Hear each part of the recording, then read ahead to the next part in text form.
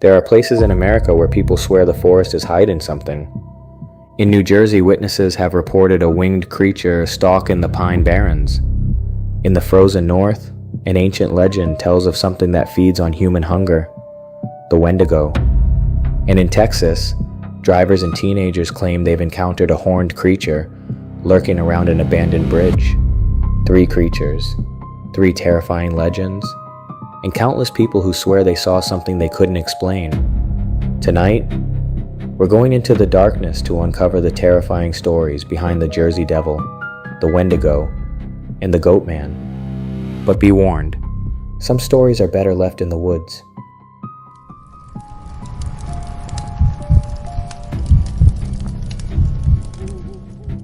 There's a stretch of forest in southern New Jersey where the trees grow twisted and thin, where the roads feel longer than they should, and where locals warn you not to stop your car at night, even if you hear something crying in the woods. This story comes from the Pine Barrens, and the Pine Barrens have a name for what lives there. They call it the Jesrsey Devil. The Pine Barrens cover more than 1 million acres of vast sandy wilderness, where GPS signals fail and landmarks repeat themselves. People who don't know the land get lost easily. Even people who grew up there sometimes swear the forest rearranges itself after dark, in a way that doesn't feel natural, as if sound itself gets swallowed by the trees. For over 300 years, people have reported seeing something moving between those trees. Creature with the body of a deer, the wings of a bat, hooves that leave scorch marks in the soil, and a face that looks almost human, but wrong. Too stretched, too sharp, with eyes that seem to glow when caught in lantern light or headlights. The legend begins in the early 1700s with a woman known as Mother Leeds, who, according to local folklore, gave birth to her 13th child during a violent storm. Witnesses claim the infant was born normal, then twisted before their eyes, sprouting wings, growing hooves, and letting out a scream that shook the walls. The creature allegedly flew up the chimney and vanished into the forest. But what makes the Jesrsey Devil unsettling isn't just the legend, it's the records. Colonial journals describe livestock, found mutilated in impossible ways, throats torn open, bodies drained of blood, tracks circling farms but never leading away. Farmers woke to find fences ripped apart, animals slaughtered, and footprints in the snow that simply stopped, as if whatever made them took flight straight up into the air. Even hardened frontiersmen wrote about a scream echoing through the woods, something between a whistle and a shriek, so piercing it sent grown men running from their homes in the dead of night. The most infamous wave of sightings came in January of 1909. Over the course of a single week, reports poured in from all across southern New Jersey and nearby Pennsylvania. Factory workers claimed the creature flew over rooftops in broad daylight. Police officers fired at it only to watch bullets pass harmlessly through. School children were sent home after teachers saw something circling above the playground. Entire towns shut down. Businesses closed their doors.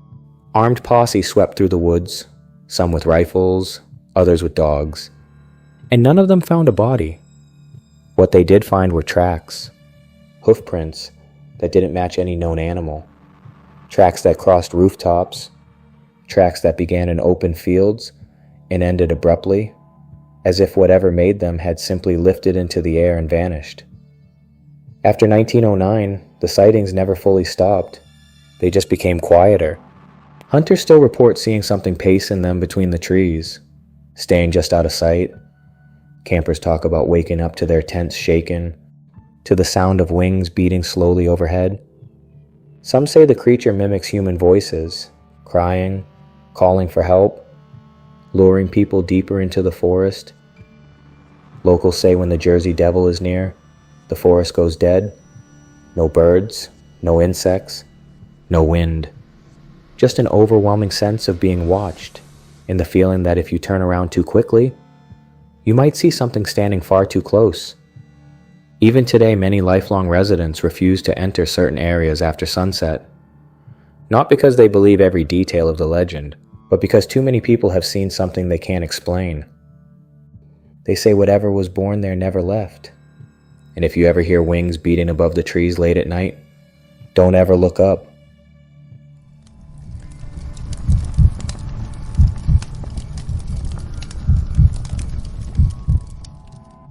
This next story comes from parts of the northern forest where people still refuse to speak certain words out loud. Not because they're superstitious, but because they believe names can travel. This story comes from the frozen stretches of the Great Lakes region, from northern Minnesota, Wisconsin, Michigan, and deep into Canada's boreal wilderness. And there is a reason these places whisper about the Wendigo, instead of saying its name. The Wendigo does not begin as a monster. It begins as a person. Long before roads cut through the forest, before towns or power lines, winter here meant isolation. Snow piled higher than doors, food ran out, hunting failed. Entire families vanished between seasons, and in those conditions desperation became something far more dangerous than cold. According to Algonquin and Cree oral histories, the Wendigo is born the moment a human crosses an unthinkable line, when hunger becomes stronger than humanity, when survival turns into cannibalism. They believe that eating human flesh invited something into the body, not possession in the way people imagine demons, but a slow hollowing, corruption of the soul that never stops growing. The Wendigo is described as impossibly tall, skeletal, and gaunt. Its skin stretched tight over bone, gray and frostbitten, as if it's perpetually frozen. Its eyes are sunken deep into its skull, its mouth torn wide with jagged teeth staying dark. But the most terrifying detail is this: no matter how much it eats, it is never full. Legends say its heart is encased in ice, a frozen core that grows colder the longer it lives. The more it consumes, the hungrier it becomes, the larger it grows. Some stories describe Wendigo so tall their heads scrape the treetops, their ribs visible beneath translucent skin. And they do not hunt like animals, they stalk. Modern encounters didn't end with folklore. In the late 1800s and early 1900s, reports began surfacing of people behaving wrong. Hunters who returned from winter expeditions emaciated, rambling, terrified of themselves. Some begged to be restrained. Others asked to be killed before they hurt someone. One of the most infamous cases involved a Cree man named Swift Runner in Alberta in 1879. During a brutal winter, he claimed starvation forced him to kill and eat his family. To put investigators later discovered food supplies nearby enough to survive. Swift Runner said something had come for him in the cold, that it whispered to him at night, that had told him hunger would never stop. He was executed. Could even after his death, locals believed the Wendigo that had claimed him was still out there. Throughout the 20th century, strange reports continued. Hunters finding tracks too large, too widely spaced to be human or animal. And worst of all, voices.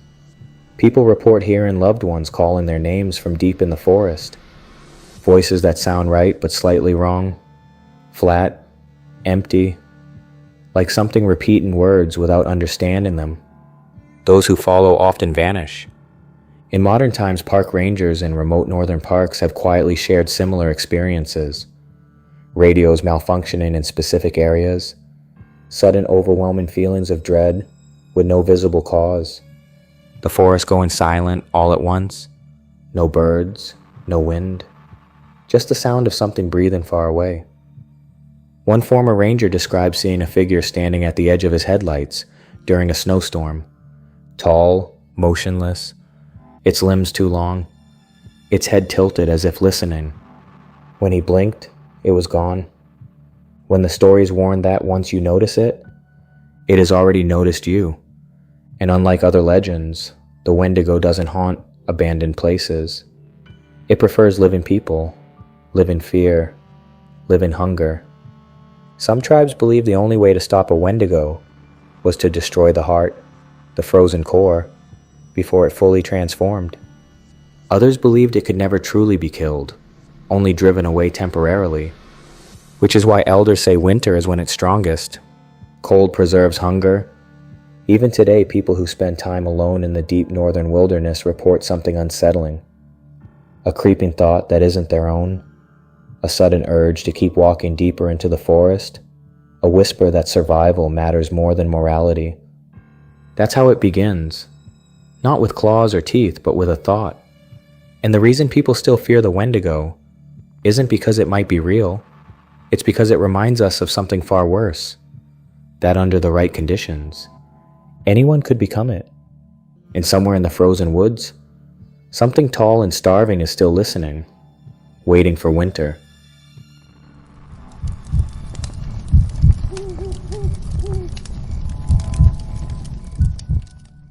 The story comes from a stretch of road outside San Antonio, Texas, where the trees grow thick and close together, where headlights barely cut through the darkness, and where locals warn you never to stop your car after sunset no matter what you see standing in the road.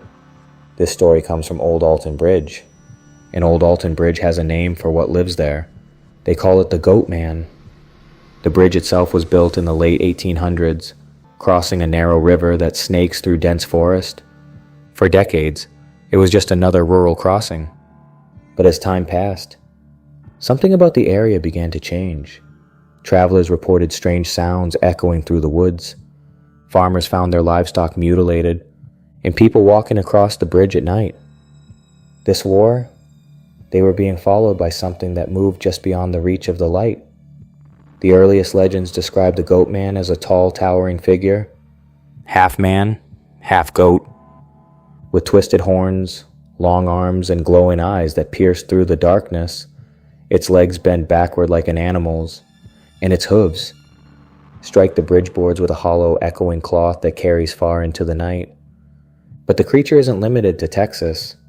Versions of the Goat Man legend exist across the United States, from Kentucky to Maryland, each one tied to isolated roads, forgotten bridges, and deep forest crossings. And in every version, the warnings are the same. If you hear footsteps behind you, don't turn around. If you hear your name being called, don't answer. And if you see something standing at the edge of the road, do not stop. One of the most disturbing encounters occurred in the 1960s, when a group of teenagers drove out to Old Alton Bridge late at night, daring each other to walk across. According to their account, the air suddenly went cold.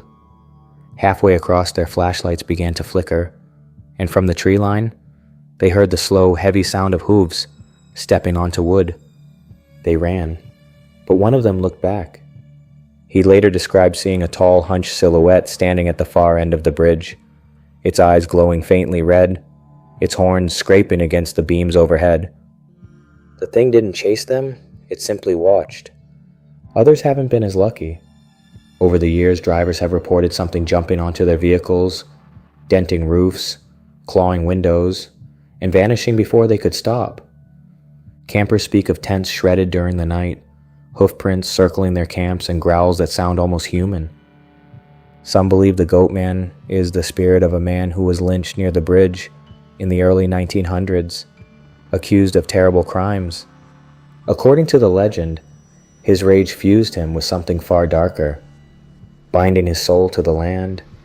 Others claim the creature predates settlers entirely, an ancient entity that has always stalked travelers crossing between places. What makes Goat Man encounters especially terrifying is how intelligent the creature appears. Witnesses say it watches, studies, learns. It knows when someone is alone. It knows when fear is strongest, and it knows exactly how close to get without being seen. One former park ranger described finding massive hoof prints leading up to his patrol truck, stopping inches from the driver's door.